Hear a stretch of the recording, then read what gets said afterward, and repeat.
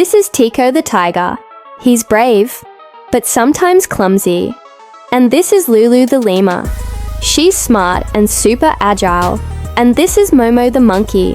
He's funny but mischievous. And this is Kaya the parrot. She's our narrator and also the one in charge of the mission.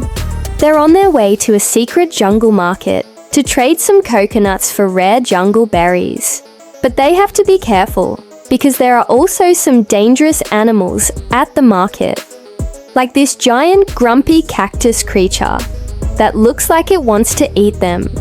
So they hide behind a bush and the cactus monster stomps away. But then a bunch of tiny helper robots show up. They're called jungle bots and they have funny voices. And they help the animals carry their stuff to the market.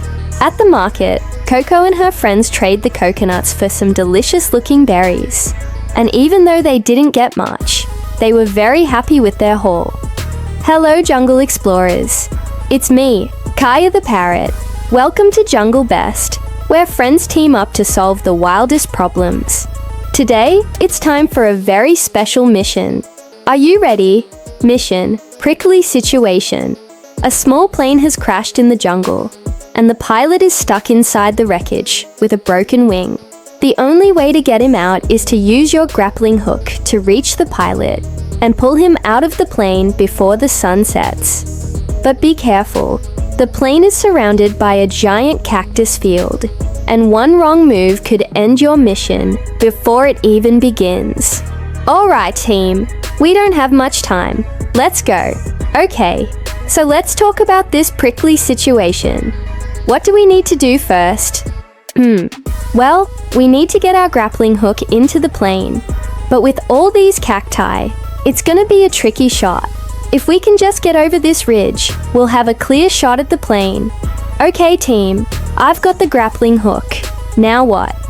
Deep in the heart of the Rainy Rainforest, Team Jungle Best was having a very chill day at HQ. A colourful treehouse filled with gadgets. Kaya was giving Lulu and Momo a tour. Suddenly, the lights flashed, and a big hologram cactus appeared. It was Thornzilla. Thornzilla stomped through the forest, threw his prickles everywhere. Team Jungle Best gasped. Lulu was worried. Oh, that's Thornzilla. He's stomping through the forest, throwing prickles everywhere. If he keeps this up, the whole forest will be a pincushion. Momo swung down from the ceiling. Yikes! If he pricks the banana grove, we'll have no bananas for the jungle jam party tonight. We have to do something. Tico, who was always confident, had a plan. We need a super jungle plan. Like the time we saved Barry Whitetail from the waterfall. Kaya nodded. Jungle Best team, your mission. Calm down Thornzilla before he turns the forest into a pincushion. All Jungle Best, let's go. The team zoomed through the rainforest in their signature move, the Jungle Roundup. They called out to Thornzilla, but he didn't hear them. He was too busy stomping and prickly. Thornzilla stopped by the river to take a drink, and that's when the Jungle Busters got an idea. They gathered some vines and made a huge swing.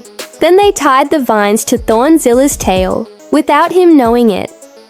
As soon as Thornzilla took off, the swing went higher and higher. Soon he was too dizzy to stomp and prick. The team was so excited. They couldn't believe they had calmed down Thornzilla. Thornzilla landed back in the jungle with a big smile. He was so happy to be part of the jungle jam that he gave the team a big hug. Later that night at the party, Thornzilla apologized for stomping and prickling. Team Jungle Best knew it wasn't his fault. They were just glad he was now their friend. As DJ Barry Whitetail played the best tunes in the rainforest, the Jungle Busters danced the night away. The Jungle Treehouse is the best garage in the world, filled with silly gadgets and gizmos galore. But today it's early morning, and no one's here yet. So let's get ready to rumble with some heroic music. Lulu is hanging up her cape when Momo enters with a big smile. He's got a map in his hand, and he's looking for an adventure. Good morning, Lulu, says Momo. Let's go exploring. But first, Lulu says, we'll need the super soft net, the giggle bubbles, and the banana beacon. What's a banana beacon? Asks Momo, confused. A snack and a signal, says Lulu. It works on most grumpy jungle beasts. Just then, Tico enters the treehouse. He's got a helmet under his arm, and he's looking cool. I'm bringing the jungle skateboard, says Tico. Super speed, here I come. Before anyone can stop him, he runs off down the tree slide. Kaya enters the treehouse with a big smile. She's got all of her tools in a bucket. Tools ready, she says. Team ready, says Lulu. Let's roll.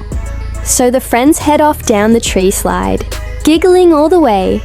But wait, where are they going? What are they doing? And why do they have a giant magnifying glass? Find out next time on Beat Bugs.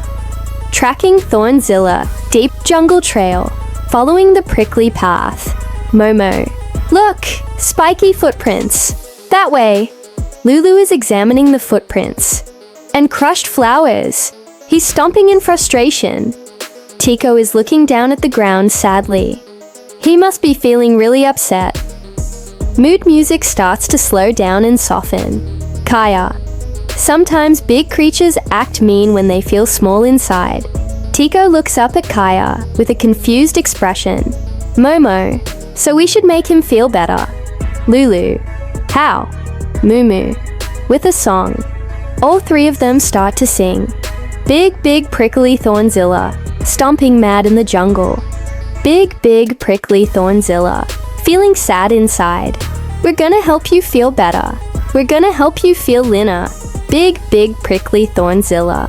As they sing, the thorny vines that have been following them suddenly stop. Alright, first attempt at luring Thornzilla into the super soft net. Are you ready? Okay, here we go. Setting. The edge of the jungle lake, where Thornzilla is angrily splashing about. Tico. Okay, time for the super soft net. Come on, Thornzilla. You can't escape from this thing. But Thornzilla doesn't seem to be too worried. In fact, he's kind of just splashing about happily. Oh, what are you doing, Thornzilla? Are you gonna jump in the lake or something? But Thornzilla just keeps on splashing. Huh? What? Oh, okay. Tico looks over at Momo, who has the super soft net in her hands. Momo, maybe now's not such a good time. He seems a little, amped up right now. But Momo's already taking aim with the net. Gotcha! She shouts and throws the net. And for a second, it looks like she might actually have a chance. But then the net snaps, and Thornzilla stops moving. For a second, he just looks confused. Then he shakes his head like a dog, trying to get water out of its ears. And then he sees the net, and realizes what's going on. Oh, too tight, he says with a low growl. This isn't gonna be very effective, is it, Tico? Thornzilla asks. I don't know, Momo. Maybe if we walk towards him slowly, he might just go limp, and then we can slip the net under his arms. But Thornzilla doesn't seem convinced. Oh no way. You guys aren't getting this thing over me. And he starts to back away slowly. Don't move, Thornzilla, Tico says. If you stay still, I'm sure we can get this thing off. But Thornzilla decides that he's had enough of this game. He lets out a mighty roar and charges towards Tico and Momo. They both scream and run away as fast as they can. After a few seconds of running, they both stop and look back at Thornzilla, who's just standing there watching them. He just stood there, Momo says. I think he was just surprised we ran away, Tico says with a giggle. I think he expected us to keep running. Gotcha! Thornzilla roars again and takes off after them. Oh no, he wants to play chase now, Momo says, starting to run again. This isn't very fun anymore, Tico says. Can't we just lure him with the butterfly net? Good idea, but I don't think he's gonna be too happy about being trapped again, Momo says. Oh, Well then I guess we'll just have to try again another day. And with that, the two friends run off as fast as they can, leaving Thornzilla to stomp around in the shallows, letting out frustrated roars. To be continued. The episode opens with the gang making their way through the jungle, following thorny vines that have captured Tico. They finally reach a large tree and start to climb it. Tico: "Guys, I don't think this is gonna be good. This place gives me the willies." Lulu: "Me too, but we gotta get up there. We need a new plan and fast." They reach a branch in the tree canopy and take a moment to regroup. As they survey the jungle below them, a sign made of vines drops down in front of them. It reads, "New plan time." Tico: "Oh no, not this game again." Lulu: "I don't want to play this game." Momo: "What do we do?" Kaya: "We have to understand him. Why is he mad?" Tico: "He's mad because we took his sunshine away." Lulu: "Well, not exactly. Let's check the jungle iPad." Lulu pulls out the jungle iPad and starts scrolling through it. She finally lands on a video of Thornzilla back in the sunny desert. Lulu: It says Thornzilla used to live in the sunny desert, but the sandstorm chased him out." Momo: "No more sunny naps for Thornzilla." Kaya: Voiceover: "That's right. He's homesick and hot-tempered. If we can't change his mind, he'll keep everyone in the rainforest awake forever." All: "We need to help him feel at home." Thornzilla appears behind them, growling. The friends jump off the branch and scatter. As Thornzilla grabs onto the branch and looks around, he spots a small lizard sunning itself on a leaf and lets out a mighty roar, startling the lizard and sending it scurrying away. Thornzilla lets out a frustrated roar and throws the branch he was hanging onto. It flies through the air and lands perfectly on a nearby tree, forming a makeshift bed for Thornzilla.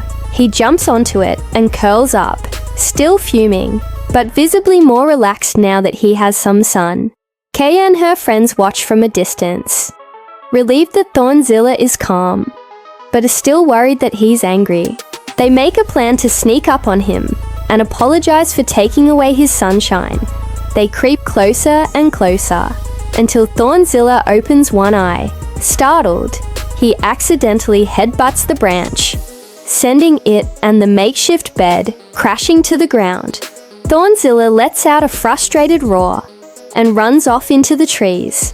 The friends are left covered in leaves and twigs, unsure of what to do next. Then Kaya has an idea. She takes a deep breath, apologizes to Thornzilla for taking away his sunshine, and invites him to go get some real rest instead. Thornzilla looks at her for a moment, then nods and follows her into the trees. The friends run after him, excited to finally get some sleep, and as the sun rises, they all head off to their respective homes, happy to finally be able to rest. The episode ends with a shot of the friends sleeping peacefully in their beds. Kaya smiles as she drifts off to sleep, knowing that she and her friends were finally able to help Thornzilla feel at home. The banana beacon works. Last time we were here, this clearing was dark and scary, but now look at it. It's full of color and light. Okay, so I finished the beacon and it's time to activate it. So I put my hands on the sides and I'm like, "Banana beacon, activate!" And then this giant banana floats up into the air with disco lights and everything. Thornzilla comes running over all excited. "Bananas! My favorite." He looks up at the banana beacon and he goes, "Wow."